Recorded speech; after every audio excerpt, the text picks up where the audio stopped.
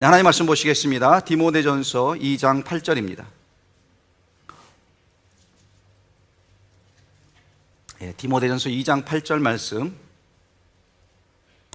우리 한 절밖에 안 되니까요, 우리 다 같이 한 목소리로 읽도록 하겠습니다. 시작. 그러므로 각 처에서 남자들이 분노와 다툼이 없이 거룩한 손을 들어 기도하기를 원하노라. 아멘. 네, 그동안 날씨가 많이 더웠는데요, 요 며칠 사이 좀 선선해져서 얼마나 기분이 좋은지 모릅니다.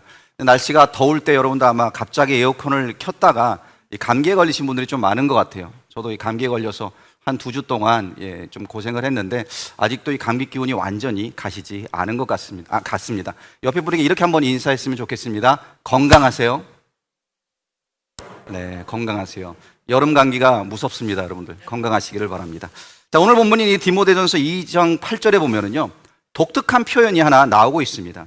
이 말씀을 다시 한번 보시면 이렇게 말씀하고 있죠. 그러므로 각처에서 남자들이 분노와 다툼이 없이 거룩한 손을 들어 기도하기를 원하노라.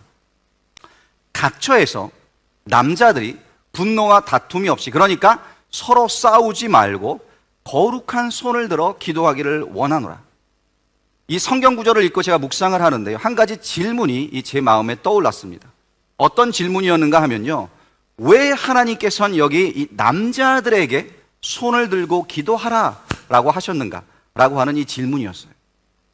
여러분들, 왜인 것 같습니까? 왜 꼭 집어서 남자들에게 이 두 손을 들고 기도하라 라고 말씀하신 걸까요? 참 많은 생각을 해보았습니다. 왜 남자들에게 이런 말씀을 주셨을까? 그런데요, 이런 생각이 저에게 떠오르는 거예요. 여자들은 기도 많이 하잖아. 기도하라고 시키지 않아도 여자들은 알아서들 잘 하고 있잖아. 그렇지 않습니까? 우리 한국교회는요, 여자 성도님들의 기도의 눈물로 세워져 왔다라고 말해도 전혀 지나치지 않을 것입니다. 그래서 우리 교회만 해도 그래요. 제가 금요 기도회를 끝마치고 예배당을 나가려 할 때 제일 끝까지 남아서 기도하는 분들이 누구신지 아십니까? 다 여자분들이세요. 다 여자분들. 결국 여자분들의 기도와 눈물로 우리 교회 또한 세워져 가고 있다라는 사실입니다. 그래서 남자분들, 이제 기도해야 합니다. 하나님이 원하시는 게 바로 이것입니다. 가정에서 어려운 일이 있을 때 남편들, 아버지들 소리 지르고 화내는 것이 아니라 두 손 들고 가정을 위해 기도해야 하는 거예요. 그러할 때 그 가정이 살아나지 않겠습니까? 남편이 기도할 때 아내들이 얼마나 큰 감동을 받겠습니까? 아멘입니까? 네, 여자분들만 아멘을 하시는데. 네. 그렇습니다. 여자들은요, 이미 두 손 들고 기도 잘하고 계세요. 그런데 하나님께서는 여자 성도들만이 아니라 우리 모두가, 남자를 포함한 우리 모두가 기도하는 두 손을 들어야 한다라고 지금 말씀하고 계신 겁니다. 자, 내년도 우리 교회 표어가요, 배우고 세우고 나누는 교회입니다. 여러분, 아무리 표어가 거창하고 우리 귀에 좋게 들린다 한들 그 표어대로 교회가 세워지지 않는다면 무슨 소용이 있겠습니까? 그래서 우리에게 필요한 것이 무엇이냐? 기도하는 사람이 필요하다라는 거예요. 기도의 두 손을 들어야 한다는 겁니다. 자, 그래서 여기 우리가 또 이런 질문을 해볼 수 있습니다.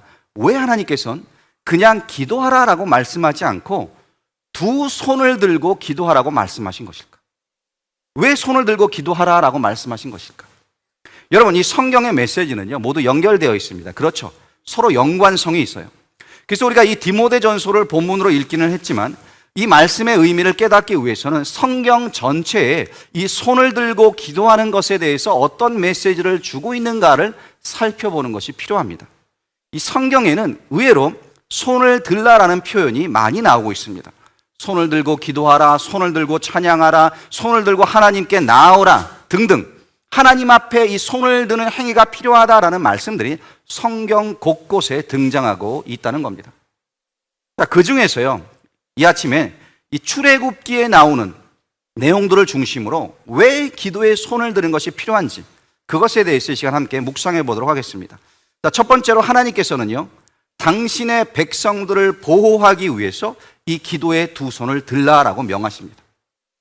출애굽기에 보면 애굽에서 이 노예 생활을 하던 이스라엘 백성들을 구원하시기 위해 일하시는 그 하나님의 모습을 우리가 볼 수 있습니다. 이스라엘 백성들을 구원하시기 위해 하나님이 하신 일이 무엇인가 하면은요, 바로 애굽 위에 10가지의 재앙을 내리신 일이에요. 그리고 이 10가지 재앙을 내리실 때마다 하나님께서는 어떤 경우에는 모세에게, 또 어떤 때에는 아론에게 이 손을 들어 기도하라라고 명령하시는 경우가 굉장히 많습니다. 출애굽기 8장 17절 말씀을 먼저 보시면, 그들이 그대로 행할세 아론이 지팡이를 잡고 손을 들어 땅에 티끌을 치매 애굽 온 땅의 티끌이 다 이가 되어 사람과 가축에게 오르니.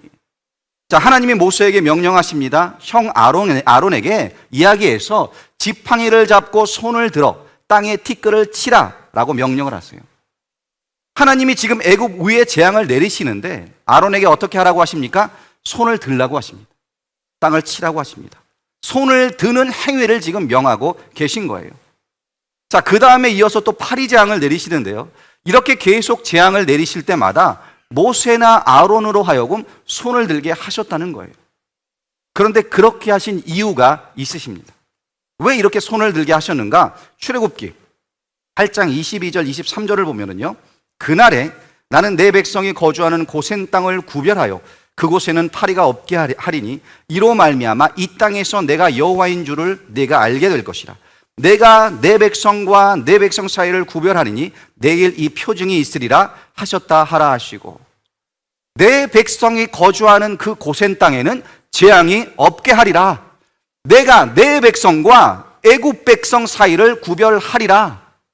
여러분 이해되십니까? 손을 들고 기도하는 것은요, 내가 하나님의 백성이 된다라는 표징이 된다는 거예요. 하나님의 백성과 이 애굽 백성을 구별하는 것이고, 고센 땅과 다른 땅을 구별하는 것, 그것을 어떻게 한다고요? 손을 들어 기도함으로 하나님이 그 구별을 하신다라고 말씀하고 있습니다. 자, 하나님이 이제 애굽 땅에 재앙을 내리실 텐데 그 애굽 땅에는 하나님의 백성들도 살고 있었습니다. 그런데 내 백성, 하나님의 백성들에게는 이 재앙이 미쳐서는 안 되는데, 그래서 내 백성과 다른 백성을 구별하기 위해 하나님께서 요구하신 것이 무엇이냐? 기도의 두 손을 들라라는 것이었습니다. 자, 출애굽기 9장에 보면은요, 또 다른 재앙이 나옵니다. 출애굽기 9장 22절을 보면 여호와께서 모세에게 이르시되 너는 하늘을 향하여 손을 들어 애굽 전국의 우박이 애굽 땅의 사람과 짐승과 밭의 모든 채소에 내리게 하라.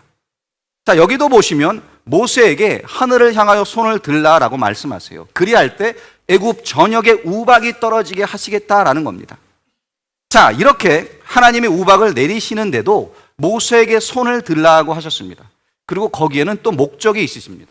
출애굽기 9장 26절을 보시면 우리 다 같이 한번 읽어볼까요? 우리 시작. 이스라엘 자손들이 있는 그곳 고센 땅에는 우박이 없었더라. 여러분, 지금 애굽 전역에 우박이 내리고 있습니다. 우박이 떨어지고 있어요. 짐승이 상처를 받고 밭의 모든 채소와 곡식이 망가지고 있습니다. 그런데 이스라엘 자손들이 있는 그곳은 지금 어떻습니까? 그곳에는 우박이 없었더라. 그곳에는 우박이 없었더라. 하나님이 지금 저들을 보호하고 계셨다는 겁니다. 여러분, 지금 이 말씀이요, 예수 믿는 우리는 복받고 예수 안 믿는 사람들은 재앙을 받는다, 이런 말이 아닙니다. 그렇죠? 솔직히 말씀드리면 우리가 예수를 믿으면 일이 더 안 될 때가 많습니다. 안 그런가요? 예수를 믿었더니 일이 더 잘 풀리는 게 아니라 오히려 더 어려워질 때가 많다는 거예요. 생각보다 우리 하나님이요, 우리에게 돈을 잘 안 주십니다. 인색하세요. 예수님도 뭐라고 말씀하셨어요? 인자도 머리 둘 곳이 없다. 예수님도 어디 거주할 집이 없으셨습니다. 나를 따라오려거든 자기를 부인해야 된다라고 하셨어요. 그래서 여러분, 복음은요, 예수 믿으면 모든 것이 잘 된다? 이거 아닙니다. 예수 믿으면 예수와 함께 고난도 받는다. 이것이 복음입니다. 그래서 복음이 무엇이냐? 안 돼도 끝까지 나를 믿겠느냐? 병들어도 예수를 믿겠느냐? 망해도 믿을 것이냐? 이것이 복음이요, 이것이 십자가의 도라는 거예요. 믿으십니까? 이것이 믿음입니다. 좀 오래되었는데요, 제가 우리 교회 이제 부목사로 부임하고 얼마 되지 않았을 때 젊은 집사님 한 분이 오셔서 이 새로운 사업을 부에노스 외곽에 이제 시작했다고 개업 예배를 드려달라고 하신 적이 있습니다. 그래서 이제 같이 가서 개업 예배를 드리고 축복해드리고 사업이 잘 되기를 위해서 기도하고 돌아왔어요. 그리고 1년이 지났습니다. 근데 이 집사님이 오시더니 저에게 이렇게 이야기하시는 거예요. 목사님, 사업이 너무 안 됩니다. 이제 문을 닫아야 할 것 같습니다. 그러니 가게에 와서 폐업 예배를 드려주세요. 참 그 소리를 듣는데 마음이 찡한 거예요. 내가 축복 기도를 했는데 오히려 그대로 안 됐네. 그래서 마음이 찡한 것이 아니라 이분이 가게를 열 때도 하나님께 먼저 예배를 드리더니 가게 문을 닫을 때도 하나님께 예배 드리기를 원하는구나. 그 시작도 하나님의 손에 맡겨드리고 그 끝나는 것 또한 하나님의 뜻으로 받아들이는구나. 제가 이제 전도사로 시작을 해서 지금까지 약 25년 좀 넘게 목회를 하고 있는데요. 장사가 잘 되도록 개업 예배 드려달라는 분은 수없이 많았습니다. 근데 가게 문 닫는데 폐업 예배 드려달라는 분은 아직까지 그분 한 분밖에 없었습니다. 여러분, 사실 일이 잘 풀릴 때 감사하는 것은 누구나 할 수 있습니다. 그렇지 않습니까? 안 믿는 사람들도요, 일이 잘 되면 감사합니다. 그러나 진짜 감사는 일이 안 될 때도 할 수 있는 것이 진짜 감사입니다. 자녀가 좋은 대학에 들어갔을 때, 좋은 직장에 들어갔을 때 감사하는 건 누구나 할 수 있습니다. 심지어 절에 나가는 사람한테도요, 교회 헌금하라 그러면 헌금해요. 왜? 기분이 좋으니까. 기분이 좋아서, 자식이 잘 돼서. 그런데 진짜 감사는요, 대학에 떨어졌음에도 감사할 수 있는 것이 진짜 감사라는 겁니다. 왜입니까? 그 떨어진 것을 통해서도 하나님께서는 선을 이루신다라는 것을 믿기 때문에 그 믿음이 있는 자만이 감사할 수 있기 때문에 그렇습니다. 이것이 범사에 감사하는 신앙입니다. 그래서 여러분, 우리는 하나님 앞에 바른 믿음을 가져야 하는 거예요. 왜 하나님께서 우리에게 이 기도의 두 손을 들라고 하십니까? 내 백성과 세상 백성을 구별하기 위해서, 내 백성을 재앙에서 보호하시기 위해서, 내 백성을 구원하시고 보호하심을 통해서 하나님이 참된 하나님이시다라는 것을 증거하시기 위해 그렇게 하신다는 거예요. 자, 출애굽기 10장에 또 한번 가볼까요? 10장에 가보면 이 흑암의 재앙이 나옵니다. 21절에 보면 여호와께서 모세에게 이르시되 하늘을 향하여 내 손을 내밀어 애굽 땅 위에 흑암이 있게 하라. 곧 더듬을 만한 흑암이리라. 자, 모세에게 또 명령을 하십니다. 하늘을 향하여 내 손을 내밀라. 여러분, 손을 내밀지 않아도요, 하나님께서는 얼마든지 재앙을 내리실 수 있습니다. 손을 내밀지 않아도 하나님께서는 기적을 행하실 수 있고요, 손을 내밀지 않아도 역사를 이루실 수 있어요. 그럼에도 손을 내밀라고 하십니다. 손을 들라는 거예요. 왜입니까? 목적이 있기 때문에. 하나님께서는 내 백성과 애굽 사람을 구별하시기 위해서 손을 들라라는 겁니다. 자, 그 다음을 보겠습니다. 22절, 23절인데 모세가 하늘을 향하여 손을 내밀매 캄캄한 흑암이 3일 동안 애굽 온 땅에 있어서 그동안은 사람들이 서로 볼 수 없으며 자기 처소에서 일어나는 자가 없으되 온 이스라엘 자손들이 거주하는 곳에는 빛이 있었더라. 자, 앞을 볼 수 없습니다. 서로를 알아볼 수 없을 정도입니다. 그 정도로 캄캄한 흑암이 애굽 땅 전역을 지금 뒤덮었습니다. 자, 그런데 이스라엘 자손들이 거주하는 곳에서는 어떤 일이 벌어졌습니까? 그곳에는 빛이 있었더라. 그곳에는 빛이 있었더라. 여러분, 하나님은 빛이십니다. 요한일서 1장 5절은 이렇게 하나님을 소개하고 있습니다. 우리가 그에게서 듣고 너에게 전하는 소식은 이것이니 곧 하나님은 빛이시라. 그에게는 어둠이 조금도 없으시다 라는 것이니. 그렇습니다. 하나님은 빛이십니다. 어둠이 없으십니다. 자, 이 말씀 가운데 하나님이 지금 무엇을 원하시는지 우리가 알 수 있어요. 이 땅의 그 어두움 가운데 빛으로 살아가라 라는 거예요. 빛으로 살아가라. 감사하는 마음으로 살아가라. 빛 대신 하나님과 동행하고 빛 대신 하나님의 인도를 받고 빛 대신 하나님의 그 구원을 경험하라는 겁니다. 세상의 그 어둠 속에서 그 어둠과 뒤엉켜서 사는 인생이 아니라 빛 대신 하나님의 은총 아래 빛의 자녀로 살라는 거죠. 그래서 여러분, 우리가 두 손 들어 기도해야 되는 이유가 바로 여기에 있습니다. 빛 대신 하나님의 은혜, 빛 대신 하나님의 임재, 빛 대신 그 하나님의 구원, 그 은혜. 이 어둠 가득한 이 세상에 살아갈 때 하나님의 그 빛이 필요하기 때문에 우리가 두 손 들어 기도해야 한다는 거예요. 그렇습니다. 내가 기도하지 않으면 나의 연약함으로 인해서 이 어두움 가운데 쓰러질 수 있기 때문에 빛 대신 하나님을 향해 우리는 이 두 손을 들어야 하는 겁니다. 우리가 예배를 드리는 것도 마찬가지죠. 빛 대신 하나님을 만나고 그 은혜의 빛을 받기 위해서 우리가 예배를 드립니다. 자, 모세가 40일 동안 호렙산에서 기도하고 하나님과 교제하고 내려왔습니다. 그때 자기는 몰랐는데 어떤 일이 벌어졌습니까? 그의 얼굴이 빛난 거예요. 광채가 났습니다. 다른 사람들이 쳐다볼 수 없을 정도로 얼굴에서 빛이 났다는 겁니다. 그렇습니다, 여러분. 우리가 하나님을 만나고 하나님의 은혜가 내 안에 머물면요, 내 얼굴이 변합니다. 얼굴에서 빛이 납니다. 옆에 분 한번 보세요. 살짝 째려보지 마시고 살짝 한번 보세요. 얼굴에서 빛이 납니까? 아니면 그 얼굴이 어둡습니까? 피부가 거무틱틱한 거 말고요, 화장해서 막 얼굴이 빛나는 거 말고요, 제가 말씀드리는 것은 은혜를 받은 얼굴은 빛이 난다는 거예요. 은혜를 받은 얼굴이냐 아니냐는 분명히 다르다는 겁니다.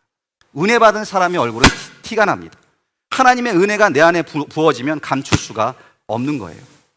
우리 모두의 얼굴이 이 은혜로 빛나는 얼굴이 될 수 있기를 축원합니다. 여러분, 남자분들 특히 두 손 들고 기도하십시오. 기도할 때 이렇게 기도하세요. 하나님, 우리 가정에 어둠이 떠나게 해주세요. 하나님, 내 인생에 숨어있는 그 어둠이 사라지게 해주세요. 우리 자녀들의 인생에 어두움이 들이지 않게 해주세요.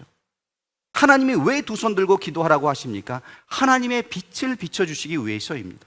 하나님의 백성으로서 구별된 인생을 살고 구별된 그 은혜를 주시기 위함입니다. 하나님의 백성에게 허락된 그 프로텍션, 그 보호하심을 주시기 위해서 그렇게 하라고 명하신 것이다 라는 거예요. 자, 두 번째로 우리가 손을 들고 기도하라라고 하시는 이유는요, 길이 없는 그곳에 길을 열어주시기 위함입니다. 이 출애굽기에 보면 손을 들라고 말씀하신 때가 또 있어요. 그때가 언제냐 하면 바로 홍해를 만났을 때, 이 홍해 앞에서 이스라엘 백성들이 어찌할 바를 모르고 있을 때, 그 홍해가 갈라지기 직전에 하나님께서는 손을 들라고 말씀하십니다. 출애굽기 14장인데요 우리 15절 16절을 한번 보시면, 여호와께서 모세에게 이르시되 너는 어찌하여 내게 부르짖냐? 이스라엘 자손에게 명령하여 앞으로 나아가게 하고 지팡이를 들고 손을 바다 위로 내밀어 그것이 갈라지게 하라. 이스라엘 자손이 바다 가운데서 마른 땅으로 행하리라.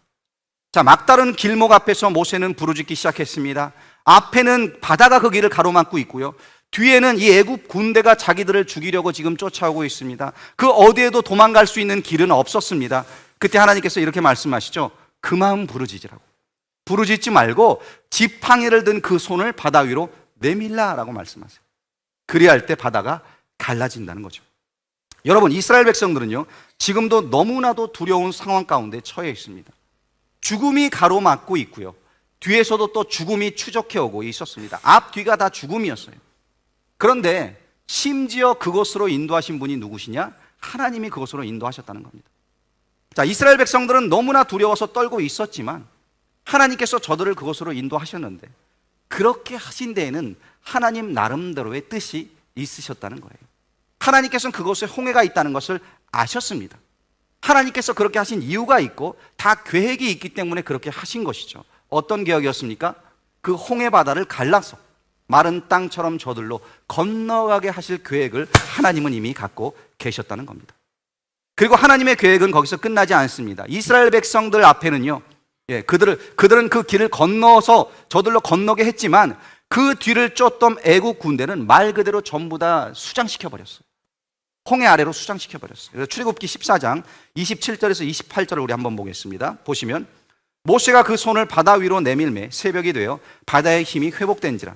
애굽 사람들이 물을 거슬러 도망하나 여호와께서 애굽 사람들을 바다 가운데 엎으시니 물이 다시 흘러 병거들과 기병들을 덮되 그들의 뒤를 따라 바다에 들어간 바로의 군대를 다 덮으니 하나도 남지 아니하였더라. 애굽 군대가 하나도 남지 않게 하기 위해서 완전히 전멸시킬 계획이 하나님께 있으셨던 겁니다. 그렇습니다, 여러분. 왜 홍해가 그곳에 있었습니까?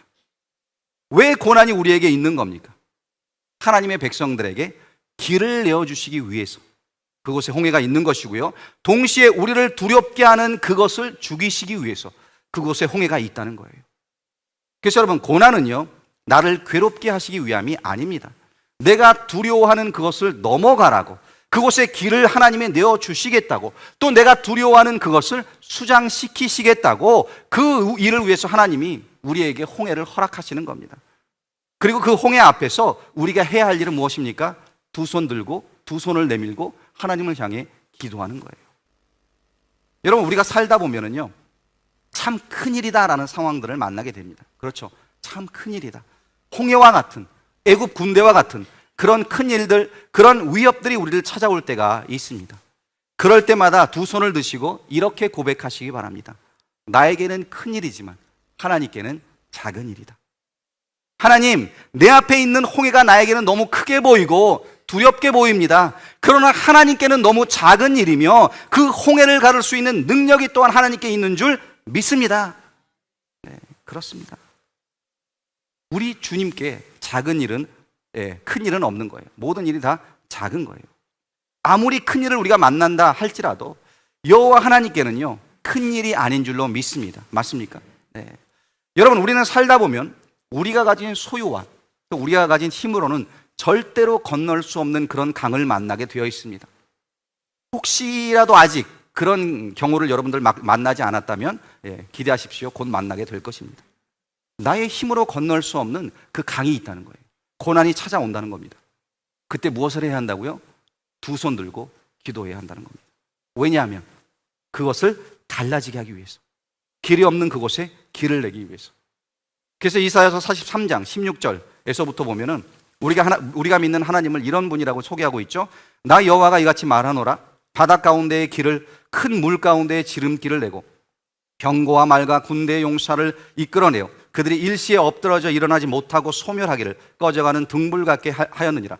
너희는 이전 일을 기억하지 말며 옛날 일을 생각하지 말라. 보라, 내가 새 일을 행하리니 이제 나타낼 것이라. 너희가 그것을 알지 못하겠느냐? 반드시 내가 광야의 길을, 사막의 강을 내리니 장차 들짐승 곧 승냥이와 타조도 나를 존경할 것은 내가 광야의 물을, 사막의 강들을 내어 내 백성 내가 택한 자에게 마시게 할 것임이라. 여러분, 길이 없는 것이 아닙니다. 우리 눈에 그 길이 보이지 않을 뿐입니다. 길이 없는 바다에, 광야에 길을 내시는 분이 바로 하나님이세요. 그래서 우리의 인생길에 이 바다를 만나게 되면요, 광야를 만나게 되면 우리가 할 일은 두 손을 드는 겁니다. 그리고 하나님을 향해 기도하는 것 뿐이라는 거예요. 모든 사람의 인생에는 우리를 두렵게 하는 이 홍해가 있습니다. 여러분, 돈으로 그 홍해를 건널 수 없습니다. 인간의 권력으로도 건널 수 없는 겁니다. 주님이 하시는 이 말씀에 귀를 기울이십시오.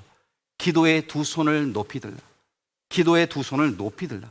그렇게 기도의 문이 열리고 하늘의 문이 열리고 응답의 문이 열리는 우리 베델의 제단이 될 수 있기를 간절히 기도합니다. 자, 세 번째, 손을 들고 기도하라고 하신 이유는요, 바로 우리에게 승리를 주시기 위함입니다. 자, 이제 홍해를 건너고 출애굽기 17장에 가면 어떤 장면이 나오는가 하면 이 아말렉과 전쟁하는 장면이 나와요. 홍해를 건넜고, 문제가 다 해결된 것 같은데 문제가 해결된 것이 아니죠. 홍해를 건너자마자 쓴 물, 마라물이 이들을 기다리고 있었습니다. 좀 더 나아갔더니 이제 전쟁이 또 이들을 기다리고 있었던 거예요. 그렇게 아말렉 족속과 싸움이 벌어졌을 때 모세는 여호수아에게 군사들을 이끌고 나가 싸우라고 말합니다. 그리고 자신은 산에 올라가 기도하겠다라고 해요. 그때 어떤 일이 벌어집니까? 우리 출애굽기 17장 10절에서 12절을 보면 여호수아가 모세의 말대로 행하여 아말렉과 싸우고 모세와 아론과 훌은 산 꼭대기에 올라가서 모세가 손을 들면 이스라엘이 이기고 손을 내리면 아말렉이 이기더니 모세의 팔이 피곤함에 그들이 돌을 가져다가 모세의 아래에 놓아 그가 그 위에 앉게 하고 아론과 훌이 한 사람은 이쪽에서 한 사람은 저쪽에서 모세의 손을 붙들어 올렸더니 그 손이 해가 지도록 내려오지 아니한지라. 자, 모세의 손이 올라가면 이스라엘이 이깁니다. 그런데 피곤해서 모세의 손이 내려오면 이스라엘이 지는 거예요. 여러분, 사람이 두 손을 든 상태로 얼마나 버틸 수 있겠습니까? 여러분들 어려서 많이 이렇게 벌써 봤잖아요. 손 들고 있으면 우리가 얼마나 버틸 수 있을까요? 한계가 있습니다. 피곤해집니다. 지치고 팔이 아파오면 이 손은 내려오게 되어 있습니다. 그렇죠. 그런데 문제는 손을 들면 이기는데 이 손을 내리면 진다는 데 문제가 있는 거예요. 이기기 위해서는 이 손을 들고 있어야 하는데 계속 이 손을 든 상태를 유지할 수 없다는 데 바로 우리의 한계가 있다는 겁니다. 그래서 이 장면이 보여주고 있는 것은요, 승리하려면 혼자 기도해서는 안 된다는 거예요. 혼자 손 들고 있어서는 안 된다는 거예요. 승리하려면 함께 한 팀이 되어서 동지가 되어서 같이 기도해야 된다라는 것을 보여주고 있는 겁니다. 자, 모세의 팔이 힘들어지니까 자꾸 내려오잖아요. 그래서 어떻게 합니까? 아론과 훌이 돌을 가져다가 모세로 하여금 그 돌 위에 앉게 합니다. 그리고 이 모세의 손이 내려오지 않도록 양쪽에서 오른팔과 왼팔을 각각 붙잡고 선 거예요. 그렇게 해가 지도록 손이 내려오지 않게 해서 한 팀이 되어서 그 팔을 붙잡고 기도했던 겁니다. 그 결과가 어떻게 되었습니까? 13절에 보니까 여호수아가 칼날로 아말렉과 그 백성을 쳐서 무찌르니라. 여호수아가 이겼습니다. 이스라엘이 승리한 겁니다.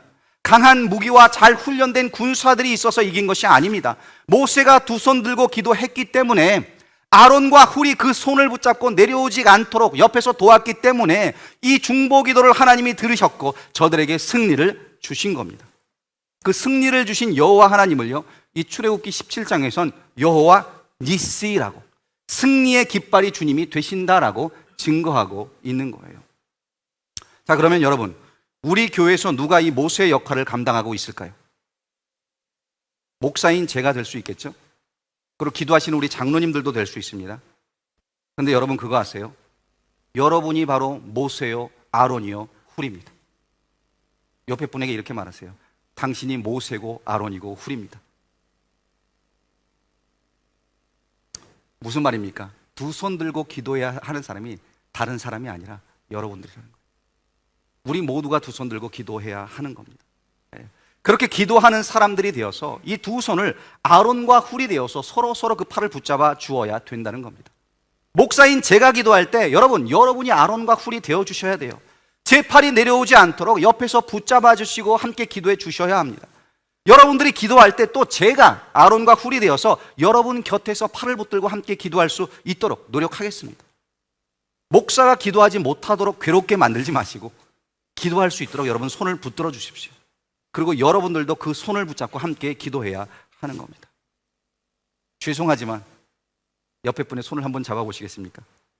네, 남자 여자 이렇게 구별해서 잡으셔도 됩니다. 네, 손을 잡고 한번 다 같이 한번 손을 들어보겠습니다. 하나님 앞에 여러분 이 모습이 얼마나 아름다운 모습인지 아십니까?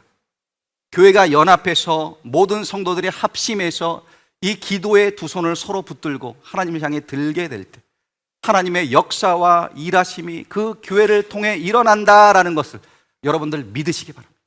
우리가 기도의 두 손을 들 때 하나님께서 우리에게 승리를 주신다는 거예요. 이제 내리셔도 됩니다. 예. 하나님이 원하시는 교회 여러분 바로 이런 교회입니다. 함께 손을 들고 기도하는 교회, 기도로 하나 되는 교회. 왜 하나님께서는 기도의 두 손을 들라고 하신 걸까요? 여러분에게, 저에게, 우리 교회에게 주고 싶은 것이 있기 때문에 그렇습니다. 무엇입니까? 바로 승리를 주고 싶으신 거예요. 우리는 살면서 너무나 많은 패배를 경험합니다. 우리가 성경 공부도 하고요, 제자 훈련도 하고 매주 예배도 드리지만 세상에 나가서 또 넘어지고 실패하고 패배할 때가 얼마나 많습니까? 우리가 인터넷을 통해서도 말씀을 많이 듣습니다. 그 어느 때보다도요, 이 더 많은 성경적 지식을 우리가 습득했습니다. 하지만 세상과의 싸움에서는 패할 때가 너무나 많다는 거예요. 우리 부모님들 세대를 보면은요, 그 당시 인터넷도 없었죠. 성경 공부도 많이 못 하셨습니다. 그 당시엔 제자 훈련이라는 프로그램도 없었습니다. 그저 성경 읽고 기도하고 예배 드리고, 그것이 그분들이 할 수 있는 전부였어요. 신앙생활의 전부였습니다. 그럼에도 그분들의 믿음과 오늘날 젊은 세대들의 믿음을 여러분 비교해 본다면 누구의 믿음이 세상에서 승리하는 담대한 믿음이라고 평가할 수 있겠습니까? 50년 전의 생활과 오늘날의 생활을 비교한다면요, 언제가 더 힘들었을까요? 당연히 과거가 더 힘들었죠. 요즘은 너무나 편안한 시대를 우리가 살아가고 있습니다. 그런데 오늘날 주일날 교회조차도 우리가 나오기 힘들어하는데, 옛날 우리 부모님들은 주일만 오면 산을 넘고 심지어 수십 리를 걸어서라도 예배를 드리기 위해 교회를 찾았다는 거예요. 헌금도 적당히 아무 지폐나 낙서가 돼 있던 찢어져 있던 그냥 드리는데, 저희 부모님 세대는 헌금을 위해서 새 지폐를 따로 구별하셨습니다. 새 돈이 없으면 돈을 다리미로 빳빳하게 다리시면서까지 정성껏 그 헌금을 준비하셨습니다. 그렇지 않습니까? 성경 공부도 못 하셨어요. 제자 훈련도 받지 못했어요. 근데 어떻게 그렇게 신앙생활을 할 수 있었을까요? 왜냐하면 그것은요, 지식과 공부의 문제가 아니기 때문에 그렇습니다. 그것은 믿음의 문제, 믿음의 문제. 말씀을 믿느냐, 내가 예수를 믿느냐, 내가 주님을 믿느냐, 내가 주님을 향하여 두 손 들고 기도할 수 있는 그 믿음이 있느냐? 내가 두 손 들을 때 하나님께서 역사하신다는 믿음이 있느냐? 내가 두 손 들을 때 하나님께서 승리를 주신다는 믿음이 있느냐? 그래서요, 이 하나님에 대한 믿음이 있으니까, 예수님에 대한 믿음이 있으니까 우리 부모님들, 우리 어르신들 세대 두 손 들고 늘 항상 주님 앞에 나아가 눈물 쏟고 콧물 쏟고 마음 쏟고 기도하셨던 겁니다. 믿음으로 평생을 사신 거죠. 이 시간 다 같이 자리에서 일어나겠습니다.